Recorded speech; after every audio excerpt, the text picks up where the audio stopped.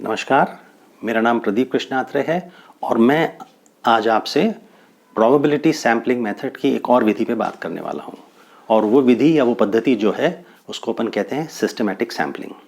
हम लोग इसी प्रोबेबिलिस्टिक सैम्पलिंग के अंतर्गत अभी तक जो है ना सिंपल रैंडम सैम्पलिंग के बारे में बात कर चुके हैं, स्ट्रैटिफाइड रैंडम सैम्पलिंग के बारे में बात कर चुके हैं और एक तीसरी पद्धति जिस तरह से आप सैंपल को ड्रॉ करते हो वो है सिस्टमैटिक रैंडम सैम्पलिंग, और आज हम उसी के बारे में बात करने वाले हैं।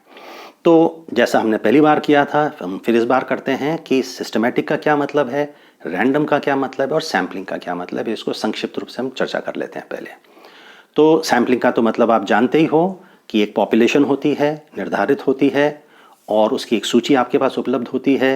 उस सूची को आप जो है सैम्पलिंग फ्रेम कह लीजिए या उसको पूरा पॉपुलेशन आप कह लीजिए, और इसको अपन और उस पॉपुलेशन में से आप एक सैंपल जो है वो ड्रॉ करते हो। पॉपुलेशन बड़ा होता है संख्या में और चयन करने की पद्धति के आधार पर आप एक सैंपल को सुनिश्चित रूप से चुनते हो, चयन करते हो उसका, और ये निर्धारित करते हो कि जो शोधकर्ता है या जो भी संलग्न है शोध करने में उनका इस सिलेक्शन में, इस सैंपल के सिलेक्शन में, चयन में कोई हस्तक्षेप ना हो, कोई दखल ना हो, बिल्कुल ऑब्जेक्टिवली इसका चयन किया जाएगा।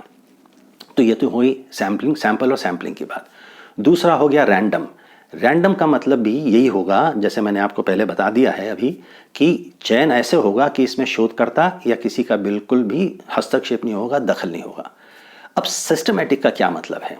सिस्टमैटिक का मतलब समझने के लिए, और ये अगर ये मतलब समझ जाएंगे तो फिर आप ये बड़ी आसानी से समझ पाएंगे कि systematic random sampling, stratified random sampling या पहली जो हम प्रोबेबिलिस्टिक सैम्पलिंग मेथड हमने जिस पे चर्चा की थी वो थी सिंपल रैंडम सैम्पलिंग, इससे कैसे भिन्न है। तो सिस्टमैटिक को समझने के लिए, सिस्टमैटिक सैम्पलिंग को समझने के लिए आपको तीन चीज़ें समझना ज़रूरी है।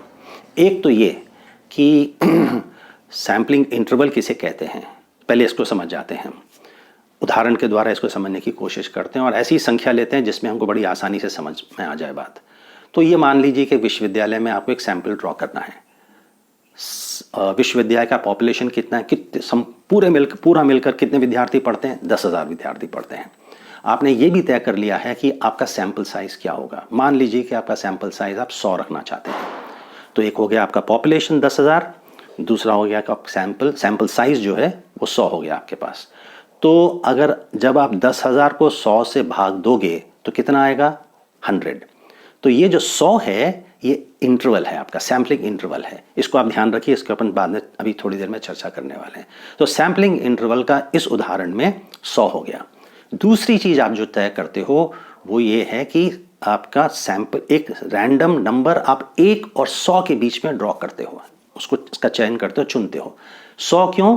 क्योंकि 100 आपका सैम्पलिंग इंटरवल है ना। अगर आपका सैम्पलिंग इंटरवल 150-200 होता तो फिर आप एक नंबर 100 और 150 नंबर के बीच में चयन कर लेते उसका। फिलहाल अभी अपन ने 100 का अपना इंटरवल आया है, तो आप क्या करते हो, 1 और 100 के बीच में किसी एक नंबर का आप चयन करते हो, बिल्कुल ऑब्जेक्टिवली, बिल्कुल रैंडमली, जिसमें आपका कुछ हस्तक्षेप ना हो।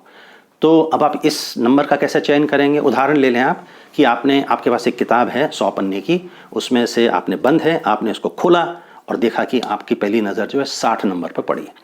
तो ये आपका रैंडम स्टार्ट है, ये दूसरा गुण है सिस्टमैटिक सैम्पलिंग का।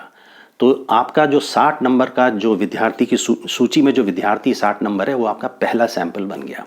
अब दूसरे का कैसे चयन करोगे? तो आपका जो इंटरवल आया है 100 का, उसको आप इसमें जोड़ दोगे। तो जब 60 और आपने 100 जोड़ दिया तो 160 हो गया। तो आपका दूसरा सैंपल जो है वो 160 होगा। तीसरा, अगर दूसरा आपका 160 था तो तीसरा आपका जो है 260 होगा, फिर 360 होगा, फिर 460 होगा। इस तरह से आप 100 संख्या जोड़ते चले जाइए और हर व्यक्ति को जो उस नंबर पर है उसका जब चयन करोगे तो आपके सैंपल में जुड़ता चला जाएगा। और ये उस समय तक करते जाइए जब तक आपको अपना 100वां विद्यार्थी आपका चयन न कर लें। इस तरह से आप सिंपल रैंडम सैम्पलिंग करते हो। और तो ये तीन चीज़ों का ध्यान देना चाहिए, जो है ना, सैम्पलिंग इंटरवल जो बड़ी आसानी से आपको प्राप्त हो जाता है, population divided by sample size, sampling interval मिल गया। एक नंबर और सैम्पलिंग इंटरवल के बीच में आपने रैंडमली कोई एक नंबर का चयन किया, अपन ने किया था 60 का नंबर, और फिर आप हर 60 और 160 फिर उसके आगे 100 जोड़ते चले जाइए और उस समय तक जोड़ते चले जाइए जब तक आपके पास 100वां विद्यार्थी चयन नहीं हो जाता है। तो ये बातों का आपको ध्यान देना चाहिए। एक बात, तीसरी बात जिसका आपको ध्यान देना चाहिए कि जब आप 10,000 विद्यार्थियों की सूची बनाते हो या किसी भी सैंपल की व्यक्तियों की जब आप सूची बनाते हो, उस सूची में किसी तरह का उसमें किसी भी तरह का जो है ऑर्डर नहीं होना चाहिए। कहने का मतलब ये है कि अगर आप, ऐसा होता तो नहीं है विश्वविद्यालय में, मगर जब आप कोई सूची बनाते हो तो एक उदाहरण के रूप में ले लीजिए कि सबसे पहला जो विद्यार्थी है उसको आपने रैंक 1 दिया है, उसको आपने, दूसरा जो सबसे बढ़िया विद्यार्थी उसका नंबर आपने 2 दिया है। इस तरह से आप जो करते चले जाते हो तो इसका एक उदाहरण ये है, उसका मतलब ये है कि ये जो आपने सूची बनी है इसमें कोई एक ऑर्डर जो है ना, कोई गुण इसके अंदर छुपा हुआ है। वैसे जब आप कोई सूची बनती है क्लास में, जब 40 विद्यार्थी हैं तो अल्फ़ाबेटिकली भी अक्सर जो है सूची बनाता है, मगर वो अल्फ़ाबेटिकली सूची है, उसमें किसी तरह का गुण छुपा हुआ नहीं है। क्योंकि किसी का नाम ए से शुरू होता है तो पहले नंबर पे आता है, फिर ए से शुरू होता है तो दूसरे नंबर पे आता है। इस तरह से जो है आपका नंबर चयन होता चला जाता है। व्यक्ति का कोई गुण उसके अंदर उस सूची में जो बनती है उसमें नहीं है। इस तरह से आपको इस बात का ध्यान देना चाहिए।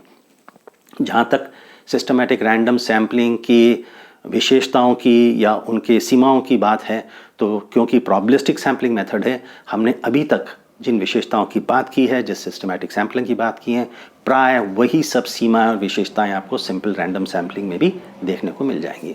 तो इस तरह से जो है हम ख़त्म करते हैं आज की चर्चा, जिसके अंतर्गत हमने सिस्टमैटिक सैम्पलिंग के बारे में बात की थी। नमस्कार, धन्यवाद।